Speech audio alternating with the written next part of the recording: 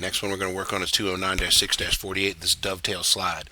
This is the first of dovetail slides we're going to do. This one's a little more complicated than the other one, actually. There's all these numbers we need to incorporate, so the width, right, the overall width of the part is 4.25. The depth of it right there is 2.5, and the height from here to here is 2 inches. The base thickness, so from there to there along this base right there, is going to be 1.25.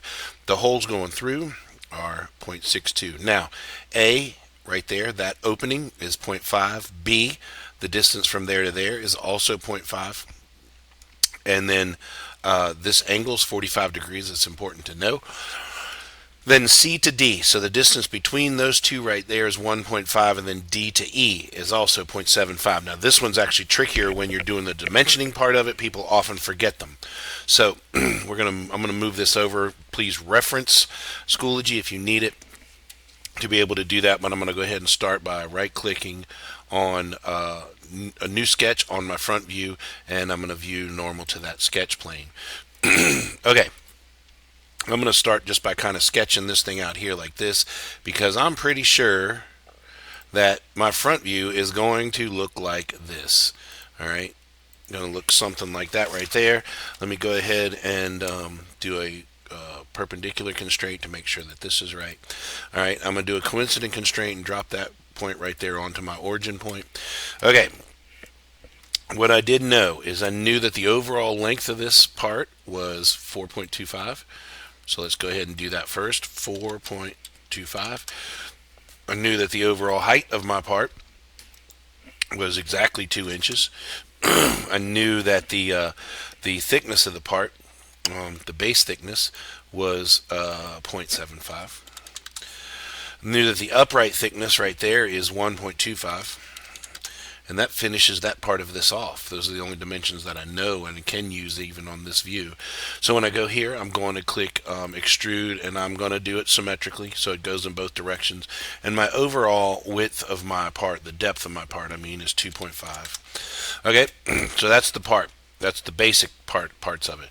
The rest is going to be kind of manipulating things, and I'll go ahead and start right here on this one and click new sketch, view normal to that plane. And when we looked at that, there was a line that went right here like this, and another one that came down like this, and one that went like this. All right, and I do think that that might be enough, but I might have to make some adjustments here in a minute. So we're going to go ahead and put a dimension on that goes from here to here and make that 45. And then the dimension that goes from here to here, make that 0.5. The gap over here from here to here is also going to be 0.5 right there, and it's going to be important to make this dimension, since it has to be centered on there. I'm going to put a dimension in here that is 0.25. all right. So now, if I say I want to do an equals constraint between this and make sure it's the right length, that it's going to make that up. Because they have to be the same length, it's going to be 45. So now, I'm going to finish that sketch and see what happens here, because I think I can extrude that piece right there, make it remove, and change this so it goes through all, so it cuts the whole thing out of that. So that's good on there. All right, right click on this surface. Now, you know what, let's go ahead, and before I do that, I'm going to turn these things off because I think they're starting to get in the way. And now right click on this surface and click new sketch there. So I can create, view normal to, I can create the holes by putting in center points right there and right there. All right. So I can do a vertical alignment between my origin and that point, and then this point and this point. So those should be good. And then I'm going to put a dimension that says what D to E was. So from here to here,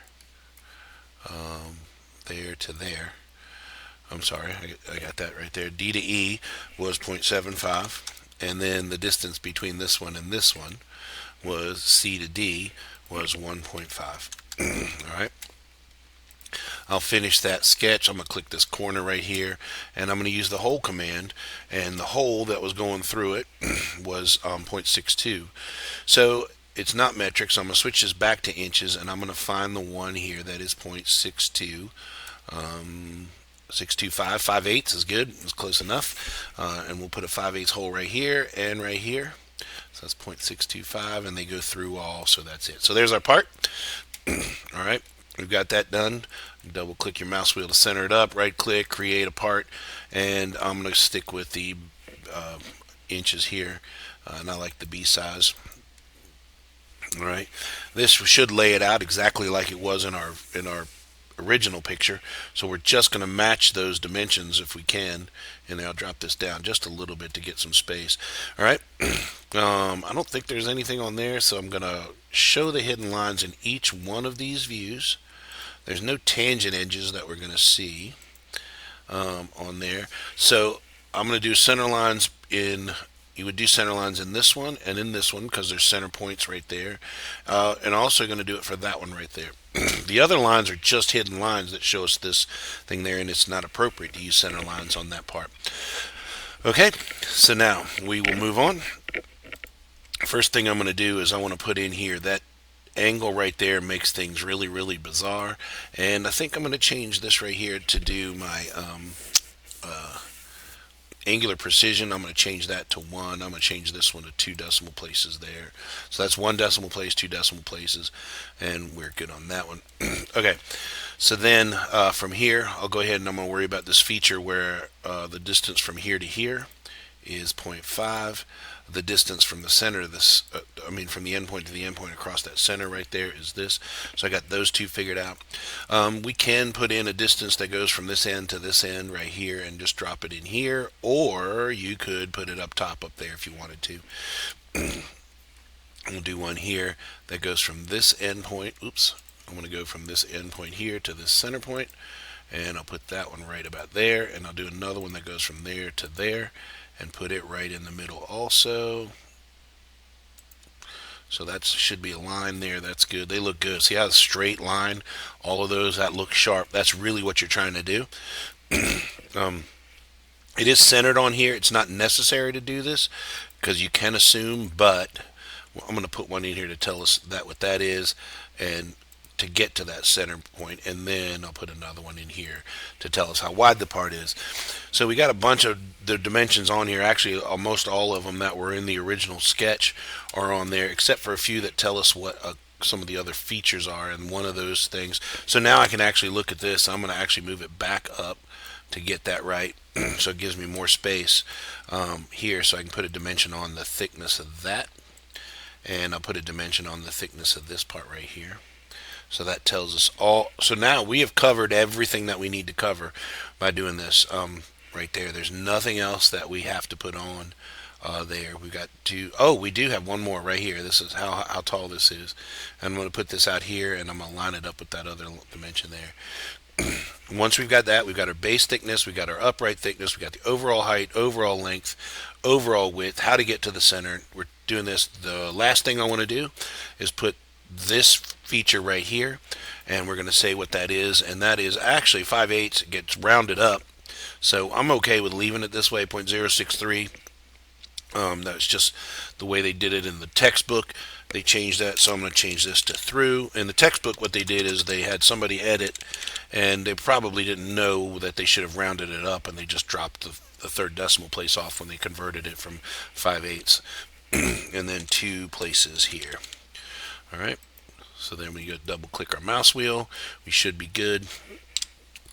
I'll zoom in down here, double click on that. I'm going to backspace, change this to Dovetail slide, and check that. And I'm going to come down to the number, backspace over that, and that number is 208-6-48, and we should be good there. Double click my mouse wheel, zooms to the extents. This case, it looks like this needs to get over here a little bit more. So just kind of get it out of the way. All right, we're done. We're ready to move on. So, click submit up here, and then we'll go from there.